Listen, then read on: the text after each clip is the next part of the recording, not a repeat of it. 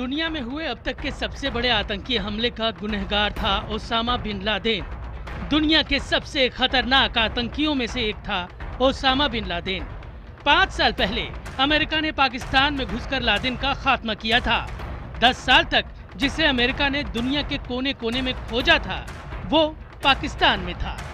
अब तो ये बात खुद पाकिस्तानी फौज और उस वक्त के नेता कबूल करते हैं कि लादेन को छिपाने में सरकार की पूरी सहमति थी। लेकिन लादेन की पाकिस्तान की सत्ता में किस तरह से पकड़ थी, इसका खुलासा खुद एक पाकिस्तानी ने किया है। ये खुलासा पाकिस्तान के मौजूदा प्रधानमंत्री नवाज शरीफ को कटघरे में खड़ा करता है। आप जानकर चौंक जाएंगे कि पाकिस्तान में ओसामा बिन लादेन का सबसे करीबी दोस्त कोई था तो वो थे नवाज शरीफ। और ये दोस्ती इतनी गहरी थी कि Osama bin Laden Nawaz Sharif को चुनाव लड़ने के लिए पैसे तक देता था। आप अंदाजा लगा सकते हैं, दुनिया का सबसे खतरनाक आतंकी जब एक नेता को चुनाव लड़ने के लिए पैसे देगा तो बदले में क्या चाहेगा। लादेन से रिश्तों के खुलासे ने पूरी दुनिया में नवाज शरीफ का पर्दाफाश कर दिया है। क्या लादेन के दोस्त पर भारत को यकीन करना चाहिए? क्या लादेन के दोस्त को अमेरिकी हथियार मिलने चाहिए? क्या लादेन के दोस्त को विदेश से आर्थिक मदद मिलनी चाहिए? इन सारे सवालों का जवाब सिर्फ एक है, नहीं। ये पाकिस्तान भरोसा करने लायक नहीं, नवाज शरीफ भरोसा करने लायक नहीं। ये शरीफ सिर्फ आतंक पीड़ित होने का बहाना कर सकते हैं।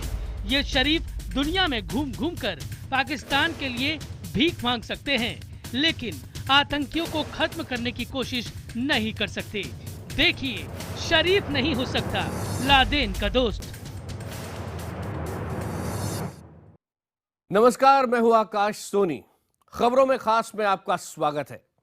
पाकिस्तान के प्रधानमंत्री नवाज शरीफ की सच्चाई दुनिया के सामने आ गई है। भ्रष्टाचार के आरोप तो नवाज शरीफ पर पहले से लगे थे, लेकिन अब सीधा आरोप बहुत गंभीर है। वो ये है कि दुनिया के मोस्ट वांटेड आतंकी रहे ओसामा बिन लादेन से नवाज शरीफ की दोस्ती थी। और इतना ही नहीं, आरोप आगे और गंभीर हो जाते हैं। पाकिस्तान में ही छपी एक किताब में दावा यह है कि नवाज शरीफ ने ओसामा बिन लादेन से चुनाव लड़ने के लिए पैसे लिए थे। तो बदले में क्या देना था? बदले में पाकिस्तान में शरिया कानून लागू करने का वादा नवाज शरीफ ने ओसामा बिन लादेन से किया था। देखिए ये खास रिपोर्ट। ये जज्बा, ये जोश, ये इमोशन, सेंटिमेंट्स, ये जो है ये चकाचौंध भरा चुनाव प्रचार, ये पैसे देकर जुटाई गई समर्थकों की भीड़, ये तेवर, ये चीखना चिल्लाना। दुनिया के लिए कल तक ये पाकिस्तान के प्रधानमंत्री नवाज शरीफ की रैली थी, चुनाव प्रचार की रैली। लेकिन अब नवाज शरीफ की ऐसी पुरानी रैलियों की पोल खुल गई है। पाकिस्तान की खुफिया एजेंसी ISI में काम करने वाले एक जासूस की पत्नी ने अपनी किताब में सनसनीखेज खुलासा किया है। खालिद ख्वाजा शहीद अमन नाम की किताब में लिखा गया है कि अल कायदा का मुखिया Osama bin Laden Nawaz Sharif को पैसे देता था। ये पैसे नवाज शरीफ को चुनाव प्रचार और रैलियों के लिए दिए जाते थे। लादेन के ही पैसे पर नवाज शरीफ ने बेनजीर भुट्टो के खिलाफ चुनाव लड़ा था। किताब में हुए खुलासे ने नवाज शरीफ का असली चेहरा दुनिया के सामने ला दिया है। आतंक के खिलाफ बड़ी बड़ी बातें करने वाले पाकिस्तान के प्रधानमंत्री नवाज शरीफ अल कायदा जैसे आतंकी संगठन से मिले पैसों से काम चला रहे थे, भीख लेते रहे। ऐसे में आतंक के खिलाफ दिए गए उनके बयान सिर्फ खोखले दिलासे साबित हो रहे हैं। दहशतगर्दी और इंतहा पसंदी के खिलाफ ये जंग हमारी जंग है। पाकिस्तानी जासूस की पत्नी ने अपनी किताब में नवाज शरीफ पर एक और सनसनीखेज आरोप लगाया है। इस बात का खुलासा किया है कि लादेन ने कैसे नवाज शरीफ को पैसे देकर अपना गुलाम बना लिया था। किताब के मुताबिक ओसामा बिन लादेन पाकिस्तान में शरिया कानून लागू करवाना चाहता था। नवाज शरीफ भी इसके समर्थक थे कि पाकिस्तान में शरिया कानून लागू किया जाए। लादेन इसी वजह से ISI के अफसरों को भी पैसे खिला रहा था। जाहिर है Osama bin Laden Nawaz Sharif के साथ मिलकर 90 के दशक में ही पाकिस्तान में शरिया कानून लागू करना चाहता था। लादेन से पैसे लेकर चुनाव में नवाज शरीफ ने बेनजीर भुट्टो को भी हरा दिया, लेकिन उस कार्यकाल में पाकिस्तानी जनता के दबाव में वो शरिया कानून लागू नहीं कर पाए। आपको बता दें कि मौजूदा वक्त में भी पाकिस्तान में शरिया कानून लागू नहीं है। पिछले कई दशकों से वहां के कट्टरपंथी संगठन देश में शरिया कानून लागू करने की मांग करते रहे हैं, जबकि अल्पसंख्यक और महिलाएं इसका विरोध कर रहे हैं। We haven't a chance to get the jobs. We haven't a chance to get some good work in the high level, on the high level. We have this kind of problems. But the question is, what kind of Islamization are they trying to bring? And whose Islamization?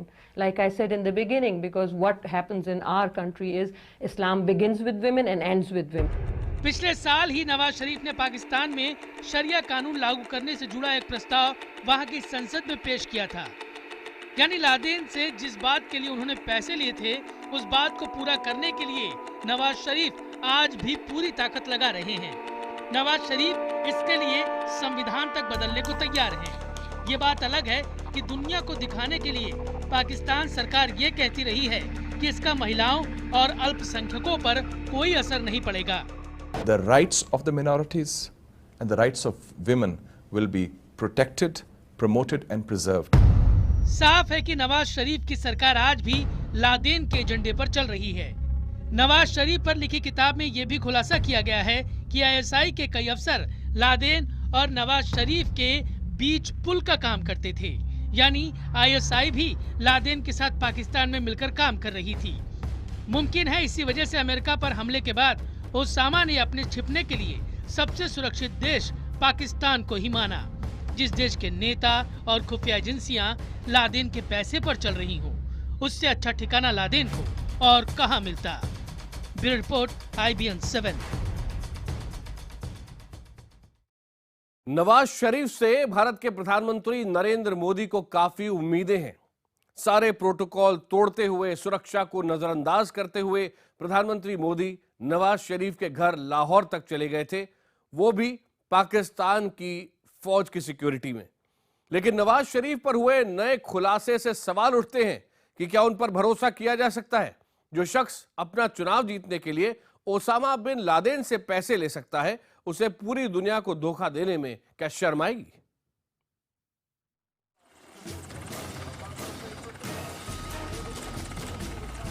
एक मई 2011 की रात, पाकिस्तान का एबटाबाद। ये वो रात थी जब आतंक के खिलाफ दुनिया को बड़ी जीत हासिल हुई थी। इसी रात दुनिया के मोस्ट वांटेड आतंकी ओसामा बिन लादेन को उसके किए की सजा दी गई। लंबे चौड़े अहाते वाले जिस घर में लादेन रहा करता था, वहां से कैंटोनमेंट सिर्फ कुछ 100 मीटर की दूरी पर था। बावजूद इसके लादेन अपने पूरे परिवार के साथ यहां आराम से छिपा रहा। बीते कुछ सालों में दुनिया को यह पता चल चुका है कि लादेन को यहां छिपाने में पाकिस्तानी सेना और सरकार का ही हाथ था। पाकिस्तानी हुक्मरानों को लादेन के बारे में पूरी जानकारी थी। खुद पाकिस्तान के बड़े चेहरे ये कबूल कर चुके हैं। Zardari, you are saying, had information about it. You are saying that the then Army Chief General Ashfaq Kayani had information about it, and there were people in both the civilian as well as military chain of command who had prior information about Osama. Yeah. ऐसा माना जाता है कि Osama bin Laden Pakistan में तकरीबन 9 साल से रह रहा था। सिर्फ अमेरिका ही नहीं, दुनिया के कई देश लादेन को खोजने में जुटे। क्या पाकिस्तानी सेना, सरकार और उनकी खुफिया एजेंसी आईएसआई इतनी मासूम थी कि उन्हें पता ही नहीं चला कि लादेन उनकी जमीन पर चैन की जिंदगी गुजार रहा है?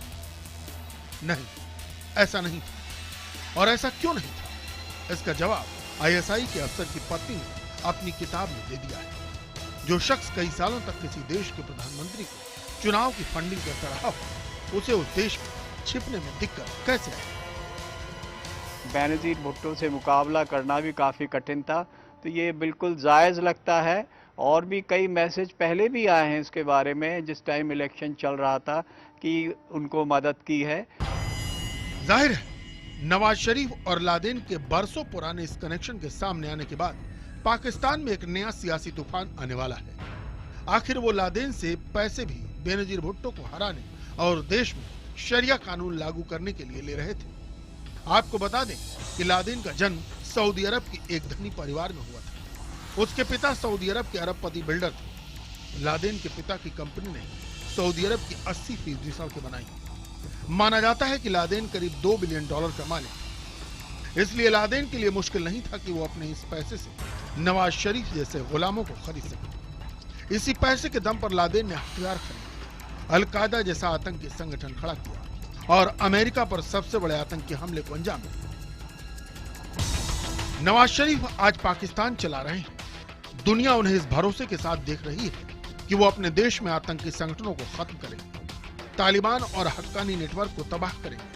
लेकिन लादेन के साथ उनके रिश्ते की हिस्ट्री शीट खुलने के बाद अब नवाज शरीफ से कोई उम्मीद नहीं लगाई जा सकती। Bureau report, IBN 7।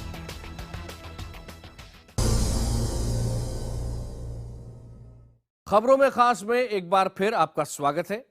Nawaz Sharif और ओसामा बिन लादेन की दोस्ती के खुलासे के बाद अब पूरी दुनिया को इस सवाल का जवाब मिल गया है कि आखिर क्यों पाकिस्तान आतंकवादी संगठनों का खात्मा नहीं करता। आतंकियों से दोस्ती के अलावा नवाज शरीफ खुद अपने देश को ही लूटते खसोटते भी रहे हैं। क्यों हम ऐसा कह रहे हैं, देखिए इस रिपोर्ट में।